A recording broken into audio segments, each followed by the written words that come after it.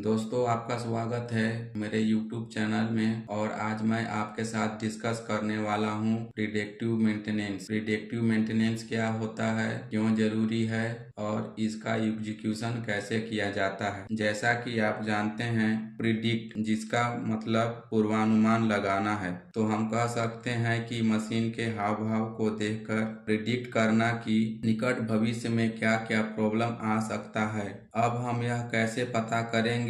तो जब हम जनरल इंस्पेक्शन करते हैं तो चेकलिस्ट में रीडिंग भरते हैं। ऐसा ही काम प्रिवेंटिव मेंटेनेंस के दौरान भी करते हैं। स्टेप वाइज चेकलिस्ट मिलाते हैं और सभी डाटा को भरते हैं, जैसे कि पिछला पीएम कब हुआ था, उससे क्या कमी दिखाई दिया, क्या प्रिकॉशन लिया गया।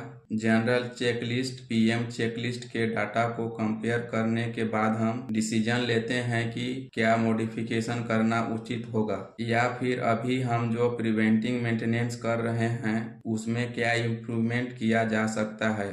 आइए हम देखते हैं कि प्रिडिक्टिव मेंटेनेंस क्यों किया जाता है। हमारी जो भी मशीनरी है या जिस वजह से लगाई गई है, उससे कुछ न कुछ रिटर्न आ रहा होगा, तो इस रिटर्न को और बढ़ाने के लिए प्रिडिक्टिव मेंटेनेंस किया जाता है। प्रिडिक्टिव मेंटेनेंस का कॉस्ट प्रिवेंटिव मेंटेनेंस से कम होता है। अगला पॉइंट है एलिमिनेशन ऑफ सडन ब्रेकडाउन। इसका मतलब अचानक से होने वाली ब्रेकडाउन को खत्म करना। डाउन टाइम में कमी करने के लिए अभी तक जितना टाइम लग रहा है उसमें और कितना कमी कर सकते हैं, लगने वाले पार्ट्स में और क्या कटौती किया जा सकता है जिससे कि मशीन को ज्यादा चलाया जा सके और ज्यादा उत्पादन लिया जा सके। नेक्स्ट पॉइंट है to increment in production performance. उत्पादन को और बेहतर तरीके से कम मेहनत, कम संसाधन में और कम खर्च करने के बाद भी अच्छी गुणवत्ता में प्रिवेंटिव मेंटेनेंस करना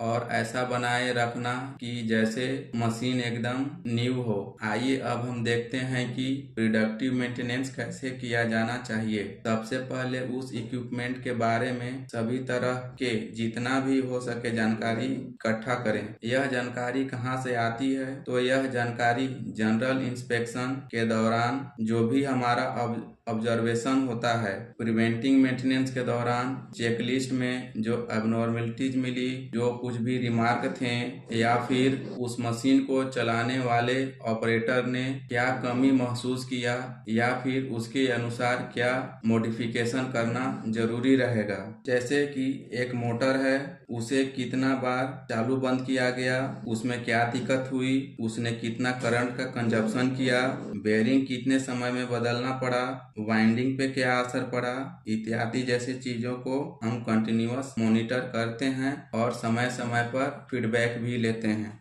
रिपोर्ट के आधार पर क्या क्या मॉडिफिकेशन करना है, प्रिवेंटिव मेंटेनेंस में और क्या इम्प्रूवमेंट करना है, इन सभी का कार्यों के लिए टीम बनाना पड़ता है और वह टीम डिसाइड करती है कि मशीन में क्या इम्प्रूवमेंट करना है और वह कब करना है, और उसका पेपर वर्क, टाइमिंग, प्लानिंग सब उस टीम के ऊपर ही डिपेंड करता है। प्रिडिक्टिव वर्क के लिए इक्विपमेंट कब खाली मिलेगा, यह सुनिश्चित करना है कि प्रिडिक्टिव मेंटेनेंस के दौरान कोई भी प्रोडक्शन हार्प न हो। किसी कारणवश अगर शटडाउन लेना पड़े तो बहुत कम समय के लिए हो। हमेशा ध्यान में रखना चाहिए कि प्रिडिक्टिव मेंटेनेंस का लागत बहुत कम होना चाहिए। हमेशा कॉस्ट सेविंग पर फोकस रखना चाहिए। अभी तक हमने देखा कि प्रिवेंटिव मेंटेनेंस क्या होता है और इसका एग्जीक्यूशन कैसे करना चाहिए, बट इतना करने के बाद भी हमें क्या फायदा मिलेगा। तो आगे हम इन्हीं फायदों को